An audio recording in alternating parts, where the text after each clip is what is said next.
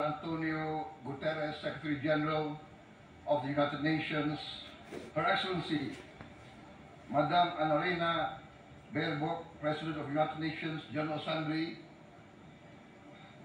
His Excellency Mr. Moses Abelian, Under Secretary General for General Assembly and Management, Excellencies, Heads of States, Heads of Governments, distinguished delegates, ladies and gentlemen, it is indeed a great honor for me to stand in this august General Assembly Hall among leaders and representatives who represent almost all of humanity. We differ in race, religion, and nationality, yet we gather together today as one human family.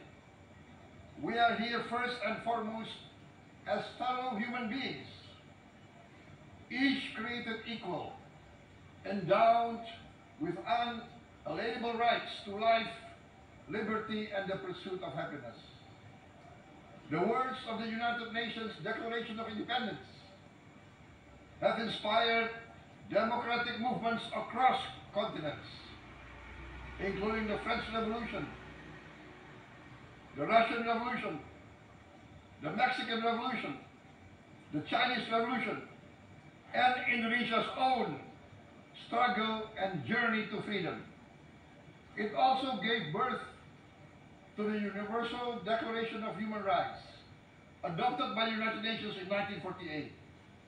All men are created equal was the creed that opened the way to unprecedented global prosperity and dignity.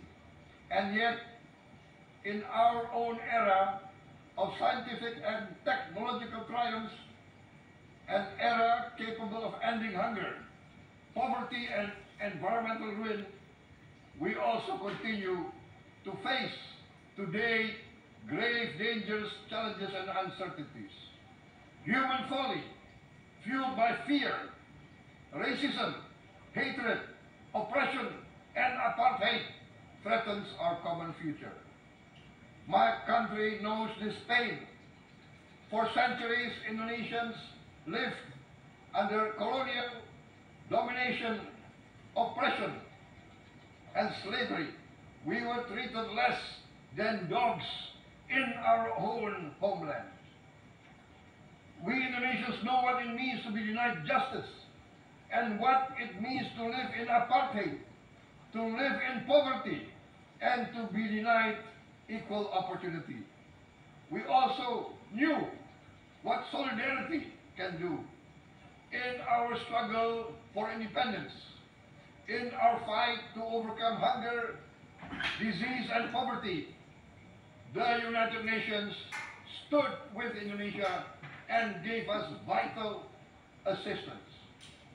Decisions made here based on human solidarity by the Security Council and this Assembly gave Indonesia independence, international legitimacy, opened doors, and supported our early development through the efforts of the United Nations Children's Fund, the United Nations Food and Agriculture Organization, the FAO, the World Health Organization, and many, many other United Nations institutions.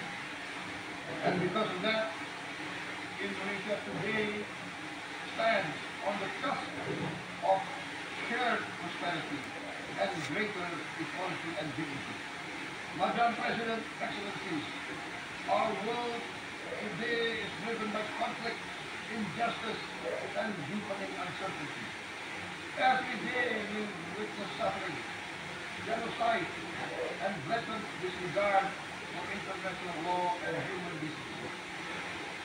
In the face of these challenges, we must not give up.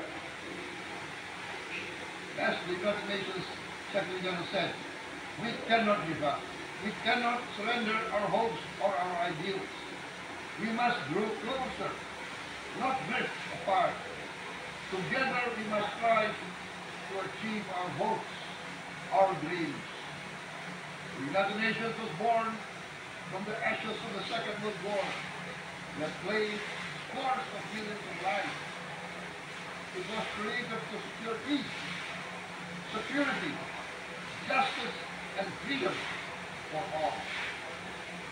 We remain committed to internationalism, to multilateralism, and to every effort that strengthens this great institution.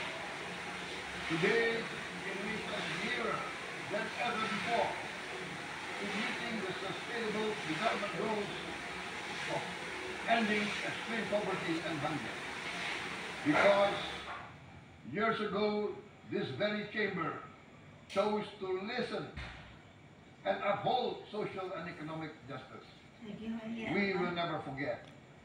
And today, we must never be silent while Palestinians are denied that same justice and legitimacy in this very hall. Excellencies, Thucydides warned, the strong do what they can, the weak suffer what they must. We must reject this doctrine. The United Nations exist to reject this doctrine.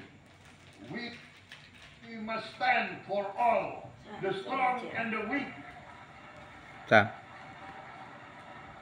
Might cannot be right. Right must be right.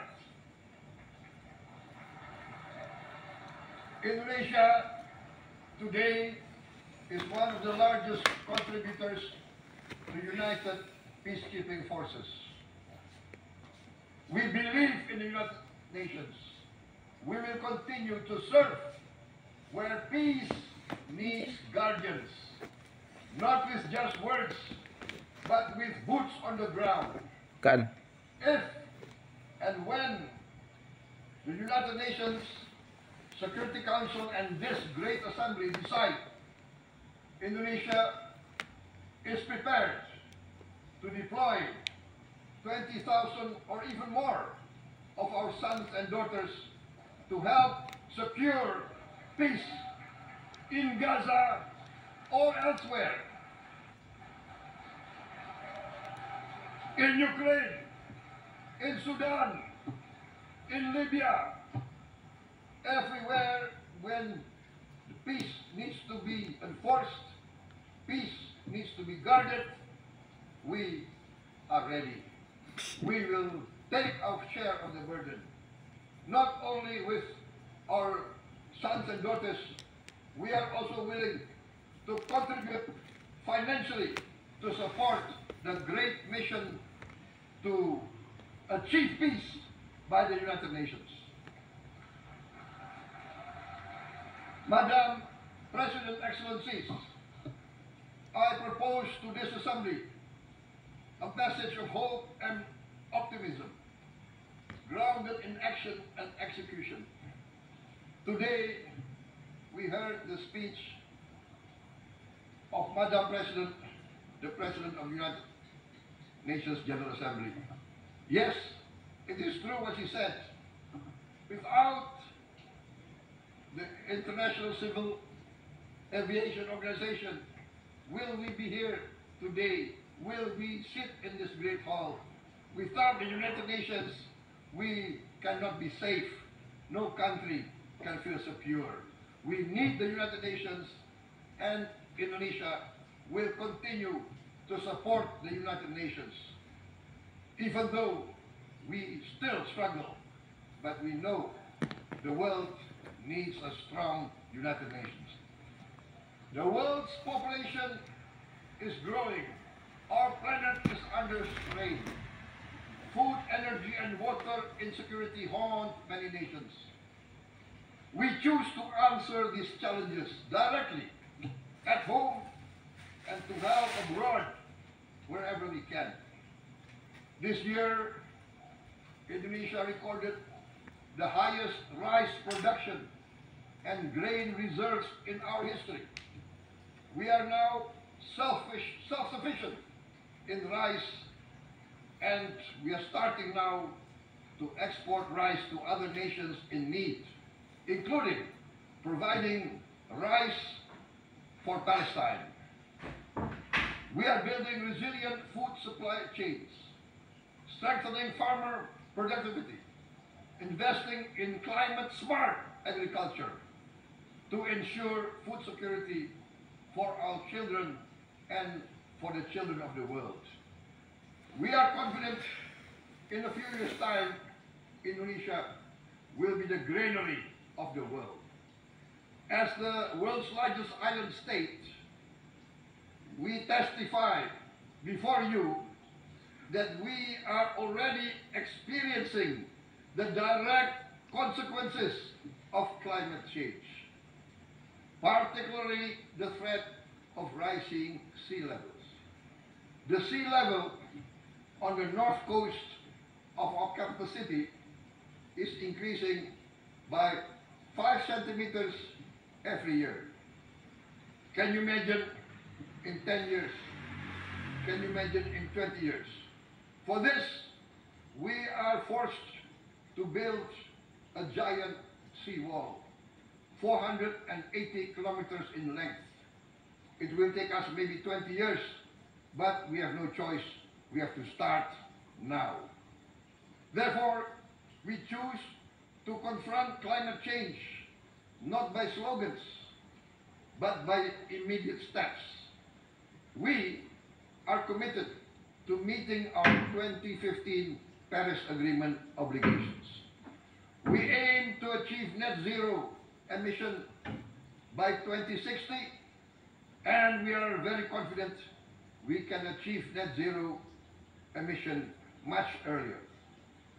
We aim to reforest more than 12 million hectares of degraded forest, to reduce forest degradation, to empower local communities with quality green jobs for the future. Indonesia is shifting decisively from fossil fuel-based development towards renewable-based development.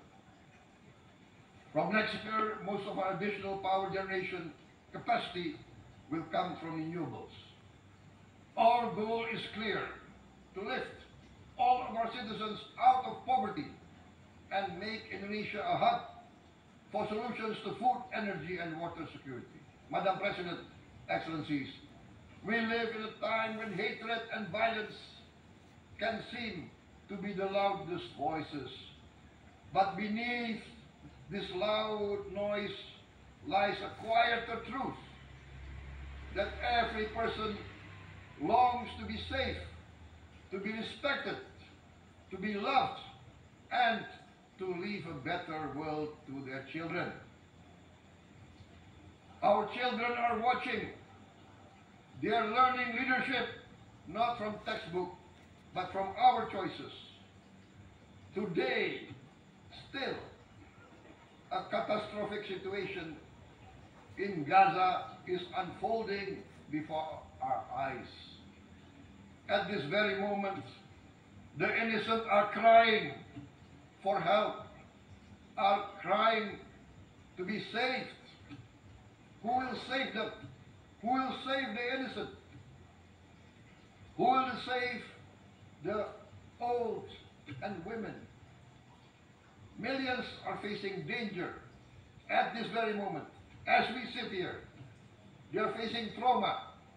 They are facing irreparable damage to their bodies. They are dying of starvation. Can we remain silent? Will there be no answer to their screams? Will we teach them that the human family can rise to the challenge? Madam President, we must act now. Many speakers have said that. We must stand for a multilateral order where peace, prosperity, and progress are not the privilege of a few, but the right of all. With a strong United Nations, we can build a world where the weak do not suffer what they must, but live the justice that they deserve. Let us continue humanity's great journey of ideals, the selfless aspirations that created the United Nations. Let us use science to uplift, not use science to destroy. Let rising nations help others to lift themselves. I am convinced that the leaders of the great world civilizations of the West, of the East, of the North, of the South, leaders of America, Europe, of India, China, the Islamic world, the whole world, I am convinced they will rise to their role demanded by history. We are all hopeful that the leaders of the world will show great statesmanship, great wisdom, restraint, humility, overcome hate, overcome suspicion. Madam President, distinguished delegates, we are greatly heartened by the events of the last few days, where significant leading countries of the world have chosen to side with history, to choose the right side of history, the path of the moral high ground, the path of rectitude, the path of justice, the path of humanity, to shun hatred, to overcome suspicion, and to avoid the use of violence. The use of violence will beget violence. No one country can bully the whole community of the human family.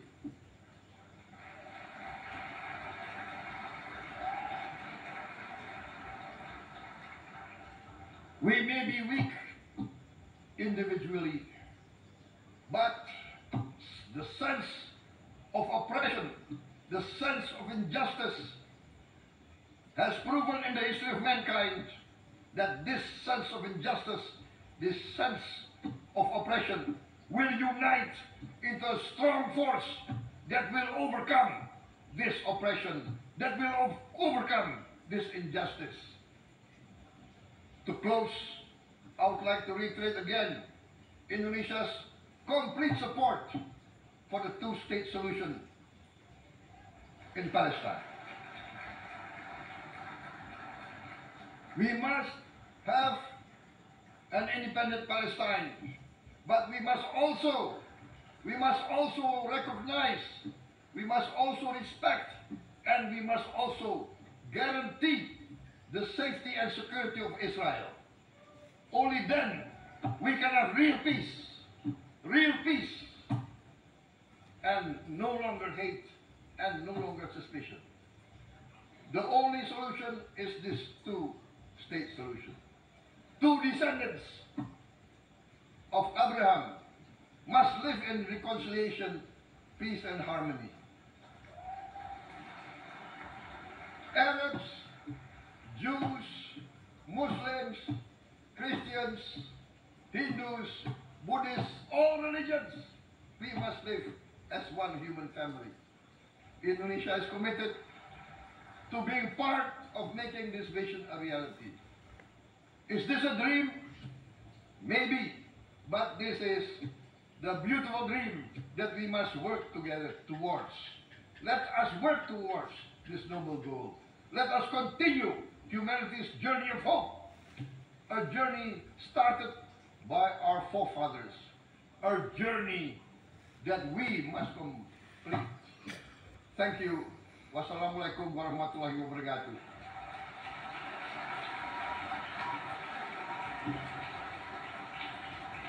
Shalom. Om Santi Santi Santi Om. Namo Buddhaya. Thank you very much. May God bless us all. May peace be upon us. Thank you very much. Thank you.